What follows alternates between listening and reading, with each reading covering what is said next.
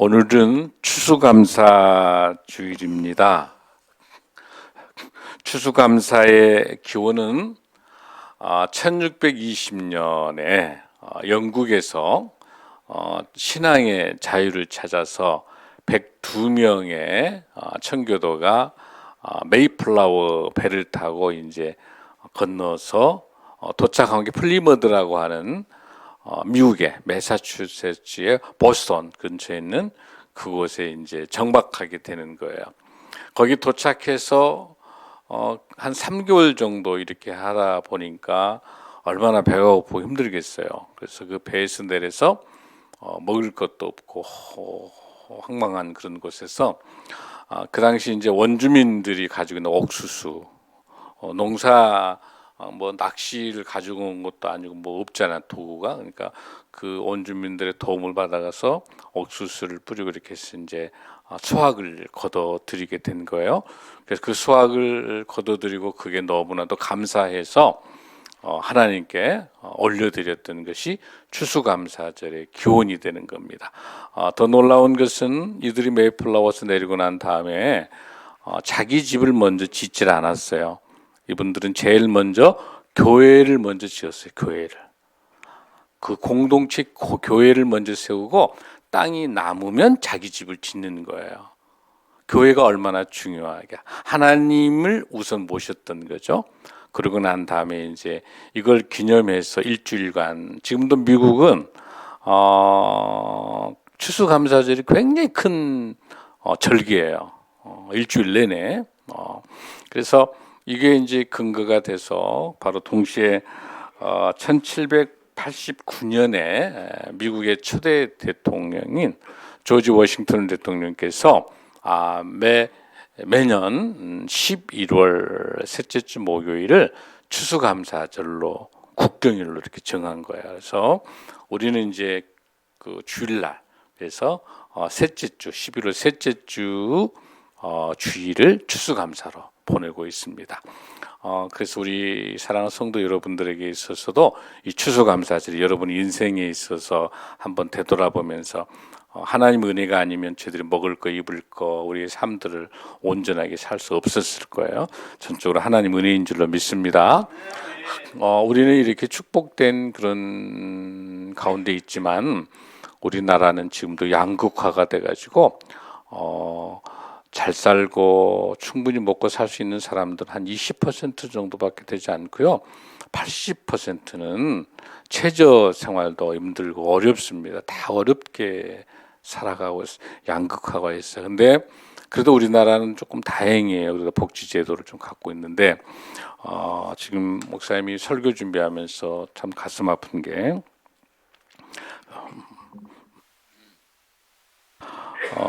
전쟁과 기근으로 고통받는 우리 이웃들이 얼마나 많은지 몰라요. 유엔의 인도주의 업무 조정국인 오차에 따르면 2025년도 전 세계에 인도적 지원이 필요한 인구가 2억 9천만 명이랍니다. 이 중에 2분의 1은 전쟁을 치르고 있는 분쟁 지역이라고 그래요. 유엔 난민들, 여러분 전쟁 난민들 있죠. UNHCR이 가자지구, 우리 지금 이스라엘 팔레스타인 가자지구 있죠. 전쟁으로 인해서 지금 200만 명이 식량과 의약품이 지금 부족해요. 그다음에 수단이라는 그 나라는 내전이 일어나서 지금 난민들이 1,300만 명이 굶어 죽어가고 있어요. 동아프리카, 남부아프리카는 엘니뇨 기후 위기 문제 때문에 수천만 명이 지금 굶어 죽어 있습니다. 유엔 식량기구 FAO가 올해만 해도 5천만 명 이상이 기후 때문에 식량이 부족해서 말라이, 또 여러 가지 잠비아, 모잠비크 수확률이 2분의 1로 줄어들어서 굶어 죽고 있어요.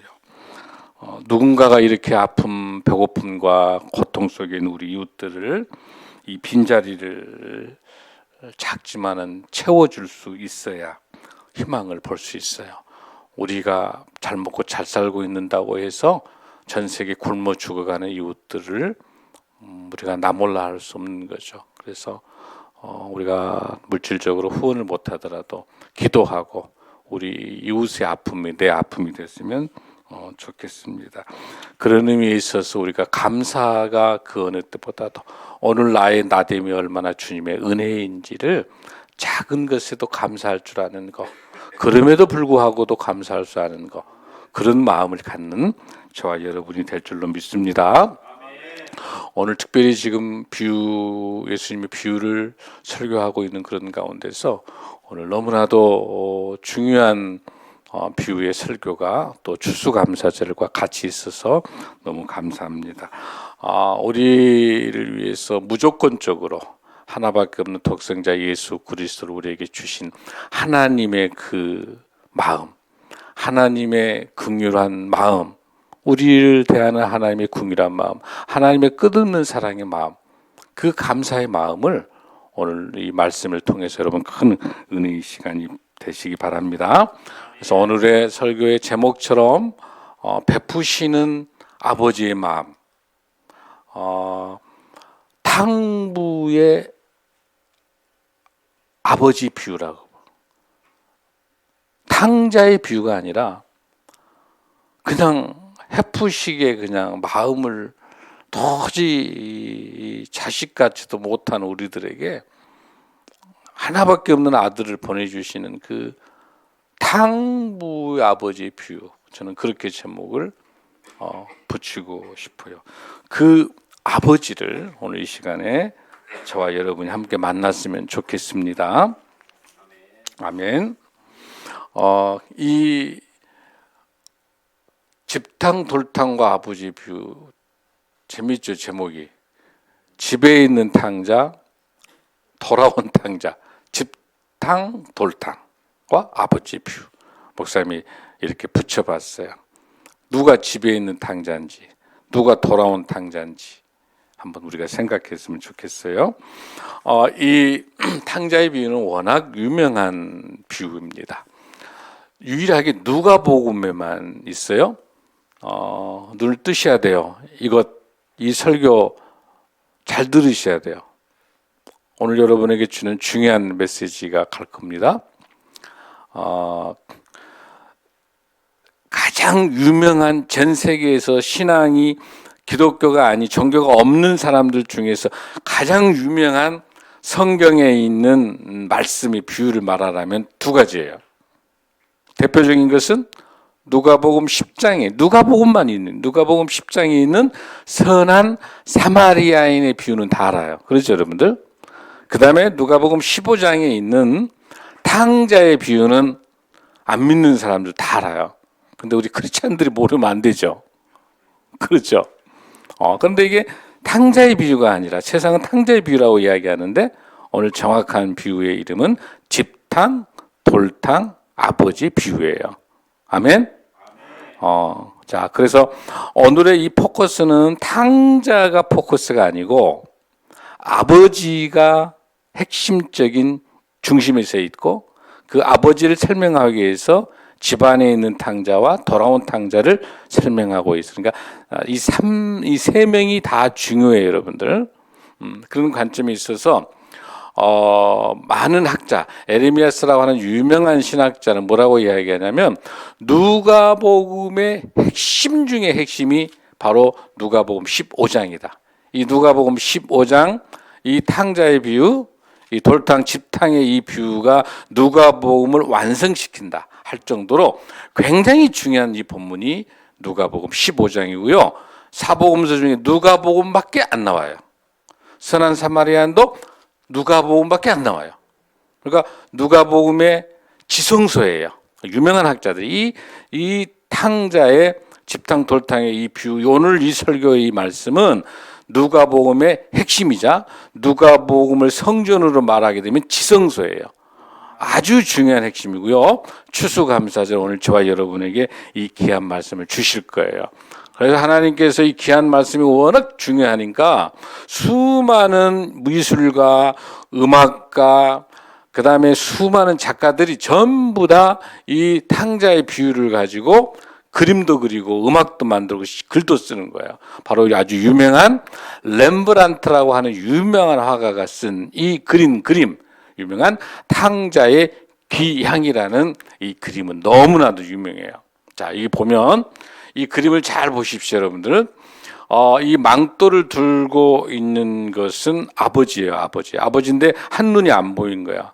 얼마나 집을 나가버린 아들을 기다리면서 눈이 빠지면서 기다리다 보니까 눈이 없을 정도로, 여러분들 보여요? 한쪽 눈이 안 보여요, 아버지가.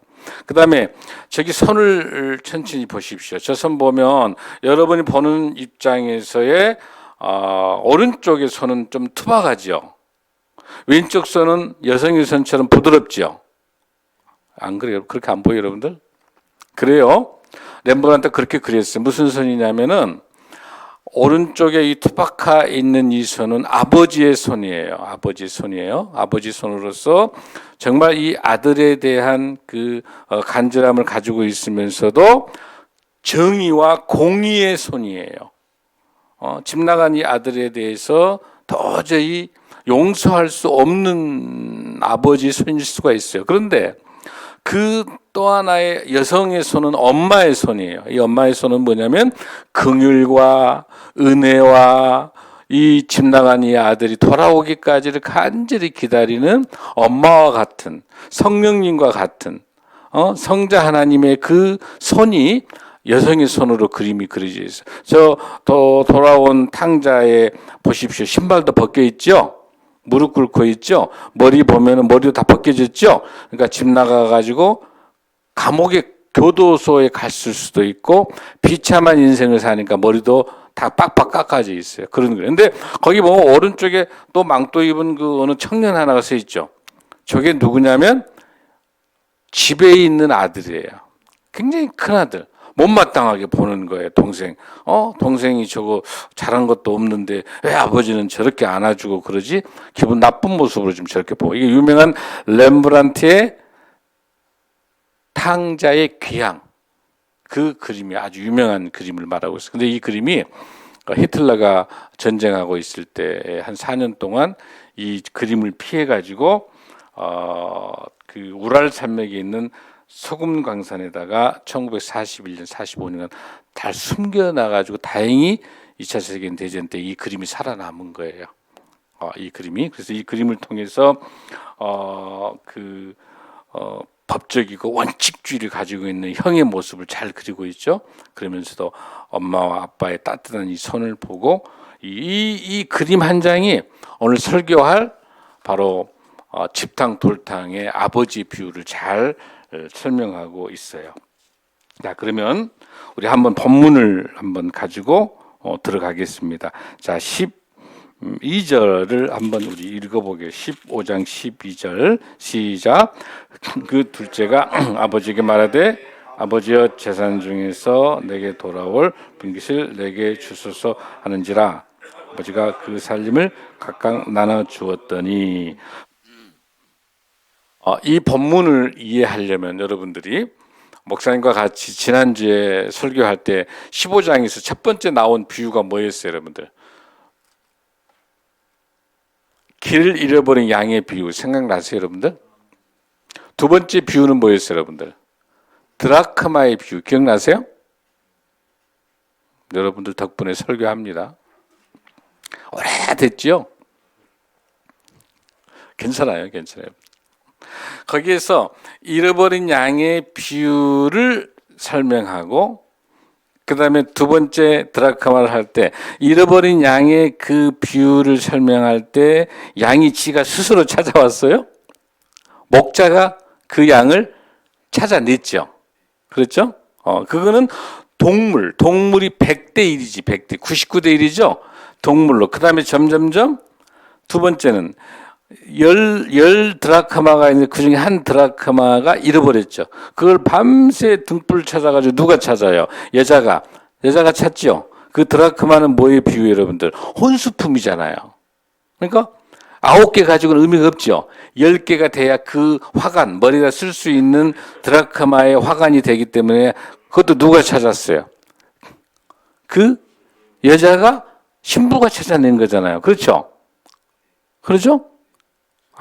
안 그래요, 여러분들?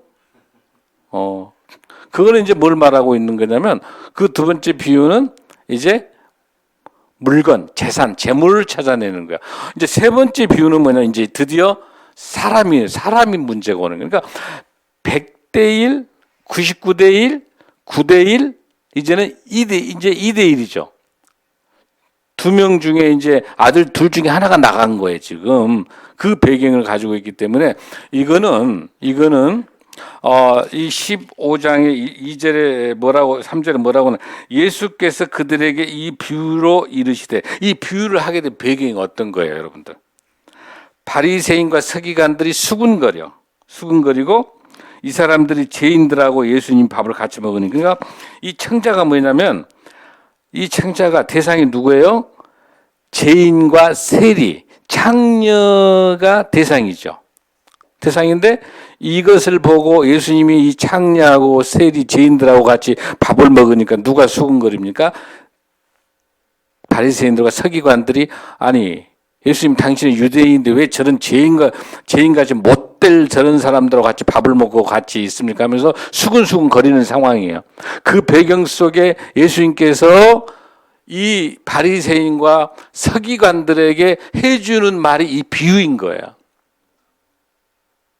중요한 건 뭐예요? 잃어버린 그 한 양이 훨씬 중요하고, 또 잃어버린 드라크마를 반드시 찾아야 된다는 거. 이해되시죠? 그러면서 이제 그 애화를 들으니까 여기서 이 3장 15장 3절에 예수께서 그들에게 이 비유로 이르시되 할 때 비유들로 이르시되 안 했어요. 이 비유로 단수를 썼단 말은 무슨 뜻이에요? 길을 잃어버린 양이나 잃어버린 드라크마나 집을 나가버린 잃어버린 아들의 비유나 하나라는 뜻이 하나. 같은 맥락이라는 거예요. 세 개의 비유가 아니라 하나라는 비유예요, 주제가. 그러니까 이 본문도 길을 잃어버린 탕자의 이 비유도 마찬가지로 이 초점이 집을 나가버린 아들에 있는 게 아니라 이 아들을 찾아내는, 끝까지 기다리는 아버지가 주제라는 사실이에요, 여러분들. 이해되시죠? 그 팩트를 여러분이 이해해야 이 본문을 이해할 수 있어요. 오늘 보니까 다 이해하셨다. 이해되셨죠? 이 팩트는 어디에 초점을 맞춰라? 아버지의 끝없는 사랑에 초점을 맞추셔야 돼요, 여러분들. 자, 그걸 보면서 이 본문은 이제 읽습니다. 쉬워요, 여러분들. 굉장히 어려운 설교이긴 한데 굉장히 쉬운 설교예요. 할 수 있어요? 같이 가봅니다. 시작. 재산 중에 내게 돌아올 분깃을 내게 주소서라고 돼 있어요. 여기에서 무슨 뜻이냐면, 이 분깃 살림, 이 살림이라는 이 단어가, 비오스라는 이 단어가 무슨 뜻이냐면 생명이라는 단어야. 이 단어를 놓치지 마십시오. 비오스, 여러분 바이올로지란 말 쓰죠. 생명. 그 비오스에서 온 단어인데, 이 여기서 말하는 살림이란 말이 생명이니까, 아버지가 가지고 있는 이 재산을 다 가지고 가는 것은 그 안에 뭐까지 가지고 있는 게 생명까지도 줬다는 거예요. 그것은 뭐냐면, 그것은 뭘 말하는 거냐면, 예수님이 하나님께서, 아버지 된 하나님께서 예수님의 하나밖에 없는 독생자를 우리를 위해서 십자가에 돌아가시도록 생명을 주신 거예요. 이해되시죠? 그걸 의미하는 거예요. 자, 그러면서 보십시오. 그랬는데 13절 시작. 그 후 며칠이 안 돼서 둘째 아들이 재물을 다 모아가지고 먼 나라에 가서 허랑방탕하여 그 재산을 낭비하더니, 이 당시에 여러분들이 이제 유대의 이 팔레스타인 중동의 문화를 알아야 돼요. 이 재산을 달라고 하는 것은 페루냐. 왜냐하면 이 재산을, 유산을, 상속세를 받는다는 것은 아버지가 돌아가시고 안 계셔야 재산을 물려받을 수 있어요. 그러니까 이건 무슨 뜻이냐면은, 뻐저지 살아있는 아버지에게 당신 빨리 죽으시오, 그 말은 같은 소리지. 돈을 달라가니까, 아버지 재산을 달라가니까. 근데 아버지는 뻔히 이런 둘째 아들이 분명히 이거 가지고 가게 되면 허랑방탕해서 분명히 비참한 인생 살 건데 주신 거야. 그냥 속아 주시는 거예요. 뻔히 알면서도. 왜? 반드시 이 애가 그렇게 지가 재산 가지고 나갔지만은 뭘 아신 거야? 언젠가는 돌아올 걸로 아버지는 아신 거예요. 그러면서 네가 한번 나가봐라 하신 거예요. 그런데 보십시오. 허랑방탕 가가지고 못된 짓거리 다 해. 근데 여기서 그냥도 나간 게 아니라 그 당시 이스라엘 팔레스타인에 있는 게 아니라 그 다른 나라로 가버려요. 왜냐하면 이 엄청난 재산을 또 달라갈 것 같으니까 멀리 가버리는 거야. 아버지가 없는 데까지 가버리는 거야. 재산 가지고 이방인까지 가버리는 거예요. 허랑방. 그런데 그 나라에 갔는데 그 나라가 여러분 14절을 보세요. 어때요? 시작. 다 재산을 다 없애버렸어 이제. 여기 거기 가서 바람 피고 못된 짓을 다 한 거예요. 아주 그냥 이런 탕자가 없어. 못된 짓을 다 돈을 다 도박하고 다 없애버린 거예요. 혹시 여기 해당된 사람 있어요, 여러분들? 혹시 없죠? 다 없앴어. 그 나라에 거기서 없앨 정도 아니라 그 나라에가 뭐까지 이제 와버린 거예요. 여러분. 뭐가 와? 흉년이 와서 비로소 궁핍하니라. 하나님의 심판은 딱 세 가지예요. 제일 먼저 전쟁을 일으키든지 아니면 여기 나와 있는 것은 뭐예요? 흉년을 하게 한다든지 기근이 오게 한다든지 또 여러 가지 문제들을 만든단 말이에요. 대표적으로 하나님의 심판은 이 흉년. 그러니까 지금 이건 하나님께서 그 나라 둘째 아들이 간 그 나라에 흉년을 줬다는 하나님의 심판이 있는 거예요. 그러니까 완전 쫄딱 망해가지고 이제 이 아들이 어떤 짓을 하는가 보십시오. 자, 15절 시작. 가서 그 나라 백성 중 한 사람에게 붙여 사니 그가 그를 들러 보내어 돼지를 치게 하십니다. 그 당시 유대인들 입장에서는 돼지를 친다고 하는 것은 그 당시에 이방인들이에요. 인간 취급을 안 해. 그러니까 제일 큰 욕이 뭐냐면 이놈 너 거기 가서 빌어먹어라. 그것이 뭐냐면 돼지나 쳐라. 이게 최고의 욕이에요. 결국 이 둘째 아들이 돼지를 치게 된 거예요. 근데 돼지를 친데 돼지가 먹을 여물이 뭐예요? 지엄나무. 그것마저도 먹을 것이 없으니까 돼지가 먹을 걸 누가 먹어? 이 둘째 아들이 먹게 돼. 자, 16절 시작. 그가 돼지 먹는 지엄 열매로 배를 채우고자 하되 주는 그것마저도 그러니까 지가 돈 많이 있으면 친구가 많았죠. 근데 돈이 다 떨어지니까 다 떠나고 가버리니까 둘째 아들에게 먹을 거 하나 줄 사람, 이 돼지 먹이 하나 줄 사람도 있다 없다? 없다는 거야. 아주 비참한 인생. 이게 우리 인생인 거예요. 이게 우리 인생인 거예요. 자, 17절 시작. 이에 스스로 돌이켜 이르되 내 아버지에게는 양식이 풍족한 품꾼이 얼마나 많은가. 나는 여기서 줄여 죽는구나. 이제 너무나 배고 고파가지고 죽을 것 같으면서도 이제 뭐가 생각나요? 고향에 있는 자기 집 아버지가 떠오르는 거예요. 이제사. 허랑방탕하다가 돈 다 떨어지니까 아버지 생각나는 거예요. 근데 그 아버지에 그 당시 잘 사는 집이었기 때문에 품꾼이 있었어. 차라리 내가 그 집으로 가가지고 내가 체면도 있고 양심의 벼룩도 간이 있으니까 내가 가가지고 아들로서는 집에 못 들어갈 것 같으니까 그 품꾼 나를 노예라도 가서 아버지 집에 가고 나 노예라도 좀 받아주세요 하면 아들로는 안 받아줄 것 같으니까 노예로 받아주세요라고 하면 나도 품꾼 하면 될 수 있을까라는 생각 가지고 이 아들놈이 부랴부랴 다시 어디로 간다? 아버지 집으로 돌아오고 있는 거예요. 자, 18절 시작. 내가 일어나 아버지께로 가서 이르기를 아버지 내가 하늘과 아버지께 죄를 지었사오니 19절 시작. 지금부터는 아버지의 아들이라 일컬음을 감당하지 못하겠네. 벼룩의 간은 있죠. 양심상 나를 뭘로 품꾼의 하나로 보소서 하리라 하고 20절 시작. 이에 일어나서 아버지께로 돌아가니라. 아직도 거리가 먼데 아버지가 그를 보고 측은히 여기 달래가 목을 안고 입을 맞추니. 여기에 이 본문에 누가복음 15장 20절이 핵심 구절이에요. 완전히 아버지를 죽일 놈으로 가지고 아버지를 저주하고 떠나간 이 둘째 아들이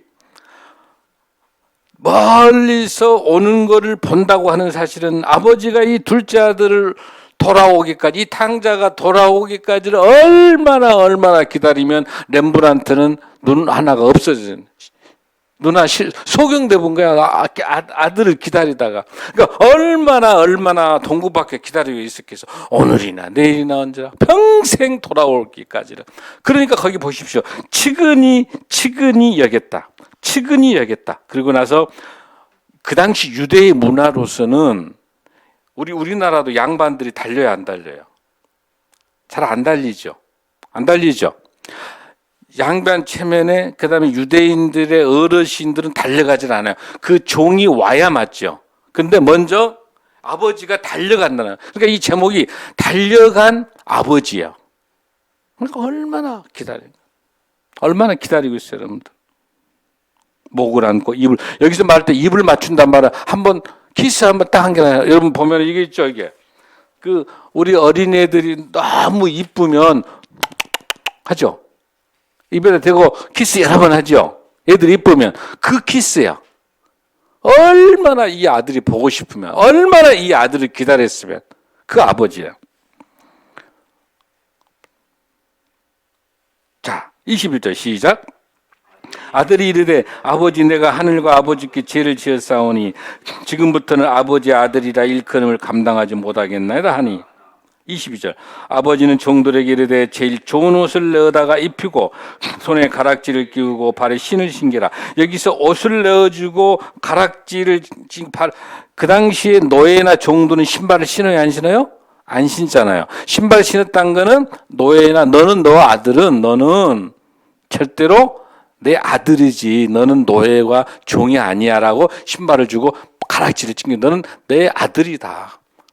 그러니까 얼마나 체면이 말이 아니지만 끝까지 데리고 온 거죠. 자, 그러고 난 다음에 23절 시작.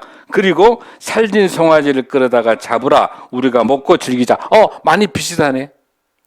잃어버린 양을 찾았을 때도 우리 함께 모여 즐기자 그랬죠. 잔치했었죠.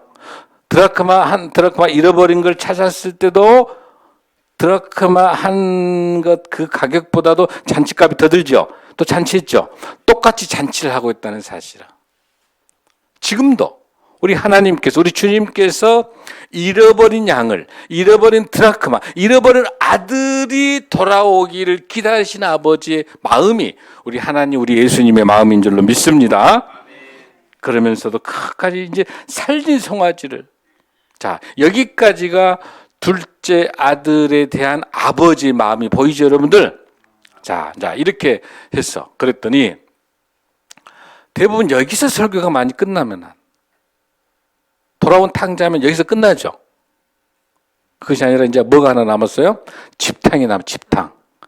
집에 있는 탕자를 하나 봐야 되겠죠. 집탕. 우리가 돌탕은 금방 끝났죠. 아버지도 끝났죠. 이제 누가 남았어요? 집에 있는 탕자, 집탕 하나 보시죠. 집탕. 자, 집탕을 봅니다. 24절 시작. 이 내 아들은 죽었다가 다시 살아났으며 내가 잃었다가 다시 얻었노라 하니 그들이 즐거워하더라. 이건 누구 이야기예요 지금? 둘째 아들. 돌아온 탕자에 대해서 잃었다가 다시 얻었노라 하니 그들이 즐거워하였더라라고 하는 거예요. 자, 그러면 이제는 맏아들에 대한 큰아들에 대한 것이 25절입니다. 시작. 맏아들은 밭에 있다가 돌아와 집에 가까이 왔을 때에 풍악과 춤추는 소리를 듣고 한 종을 불러 이 무슨 일인가 물은데 그러니까 아버지가 이 큰아들에게는 알려주지 않았죠. 지금 둘째에게 잔치를 베풀었다가 알려주고 않고 이 아들은 얼른 보면은 지금 뭐 하고 있어요? 밭에 나가서 일하고 있어요. 굉장히 성실하죠. 그리고 굉장히 착실해요. 진짜 큰아들이야. 듬직해요. 믿음직해요. 그런 아들이야. 근데 그 아들 모습 보십시오. 종을 불러서 물었더니 자 27절 시작. 대답하되 당신의 동생이 돌아왔으며 당신의 아버지가 건강한 그를 다시 맞이되게 되므로 이나의 살진 송아지를 잡았나이다 하니 그러니까 이제 종이 이제 그 큰아들에게 이야기해 주는 거야. 당신 아버지가 당신 동생이 왔는데 엄청나게 살진 송아지를 잡아가지고 잔치를 벌이겠다 하니까 그러니까 큰아들 기분이 굉장히 좋아가지고 우리 아버지 정말 대단하시네 그랬겠죠. 그럼 이야기가 돼요? 안 돼요? 안 돼요. 그러면은, 큰아들이 어떤가 보십시오. 28절 시작.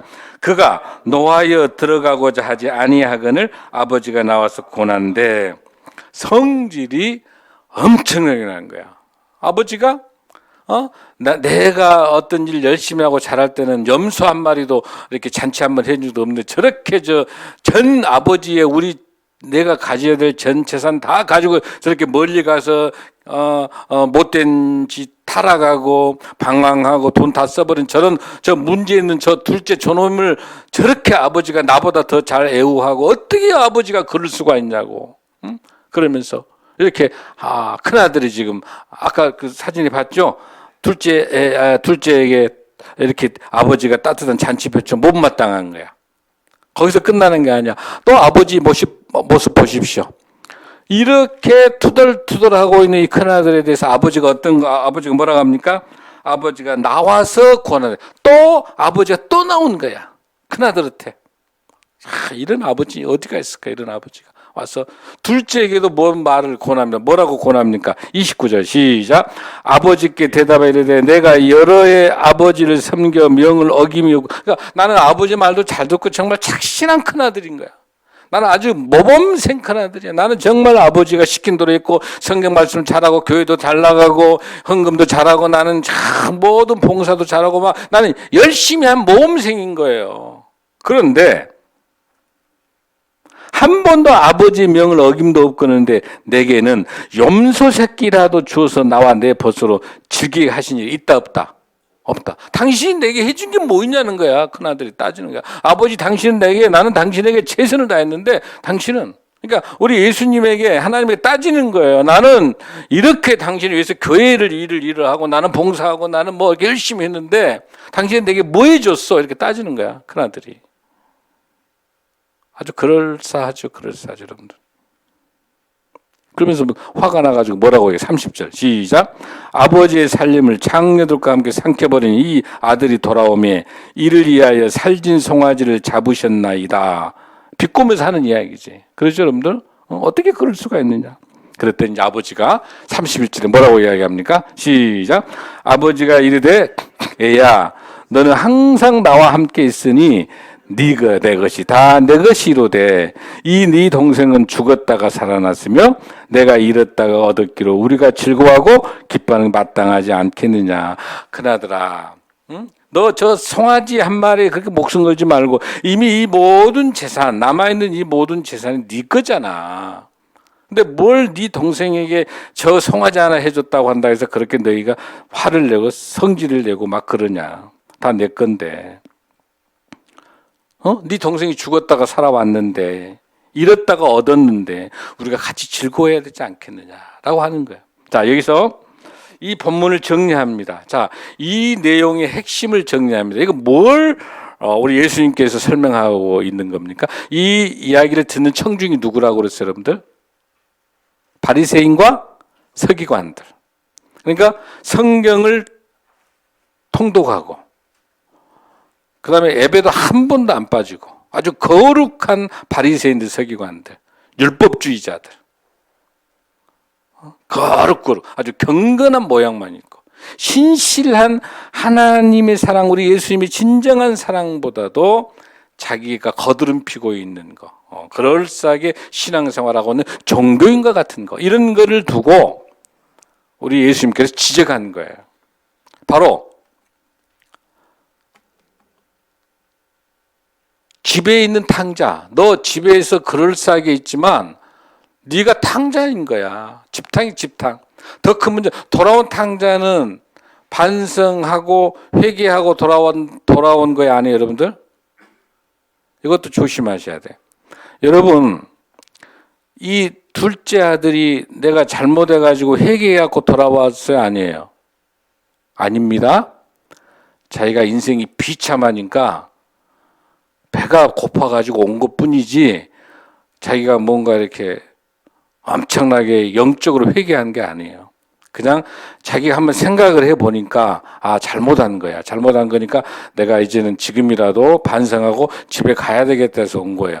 여러분 잘 기억하십시오. 회개라고 하는 게 있죠. 메타노이아. 이 회개라는 이 단어는요. 그러니까 지금 이 본문은 회개를 가르치려고 하는 본문이 아니에요, 여러분들. 회개를 할 수 있는 주권은 철저하게 하나님의 손에 있습니다. 예수님의 손에 있습니다. 우리 능력으로 해결할 수 있는 능력이 없습니다. 하나님의 은혜가 아니면. 이거는 아버지가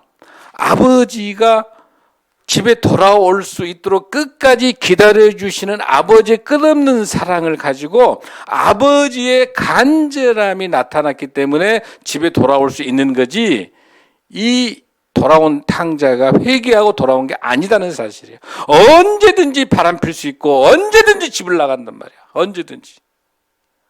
끝까지 기다리시는 하나님의 은혜가 아니면, 우리 예수님의 은혜가 아니면, 예수님의 긍휼이 아니면, 절대로 포기하지 않으신 우리 예수님이 아니면 우리는 언제든지 집을 나가고 언제든지 배가 부르고 언제든지 환경이 좋아지면 예수님을 떠난단 말이에요. 비참하면 돌아오고 배고프고 힘들면 돌아오지만 언제든지 배부르면 떠날 수 있는 것이 저와 여러분이에요. 회개할 수 있는 그 주권과 권한도 주님이 있기 때문에 끊임없이 회개하고 돌아올 수 있도록 주님이 우리를 기다려 주시니까 우리가 회개하고 돌아올 수 있는 줄로 믿습니다. 우리는 철저하게 성령님의, 우리 예수님의 마음, 아버지의 마음을 읽어낼 수 있어야 우리가 무엇이 간대. 고와 가부와 나그네와 전 세계 기근과 전쟁과 수많은 슬픈 우리 이웃들이 너무 많이 있지만 우리가 마음을 함께 이 추수감사절날 정말 힘들고 어려운 우리 이웃들에게 쌀 한 톨이라도 냉수 한 그릇이라도 나눌 수 있는 것은 주님의 은혜가 너무 감사해요. 집을 나간 탕자나 집에 있는 탕자나 그럴싸하게 폰만 그렇게 있지만 전적인 하나님의 은혜, 우리 예수님의 은혜, 예수님의 긍휼이 아니면 오늘 이 자리에 우리 예배에 올 수도 없는 거예요. 오늘 추수감사절에 이렇게 어렵고 전 세계 고아와 가부와 기근과 전쟁 속에 있는 우리 이웃들을 생각하면서 기도하는 마음을 갖고 우리가 할 수 있는 것은 이번 추수감사절날 우리보다 더 어려운 우리 이웃들에게 작은 사랑을 나눌 수 있는 것이, 집 나간 탕자, 돌아온 탕자, 집에 있는 탕자, 집탕이나 돌탕이나 다 그저 거기에 도토리 키재기야. 다 똑같은 죄인들이에요. 아버지의 사랑을 가지고 그 사랑이 충만하여 우리 이웃과 나누면서 작은 쌀 한 톨, 따뜻한 말 한마디, 이런 걸 나눌 수 있는 추수감사절이 되길 간절히 소원합니다. 우리가 가진 것은 없고 부족하고 한없이 없지만 말 한마디라도, 따뜻한 말 한마디, 사랑합니다, 고맙습니다, 용서합니다, 이 말 한마디라도 격려하고 더 용기를 줄 수 있는 그런 멋진 우리 크리스찬들이 될 수 있는 우리 성도님들 되길 간절히 소원합니다.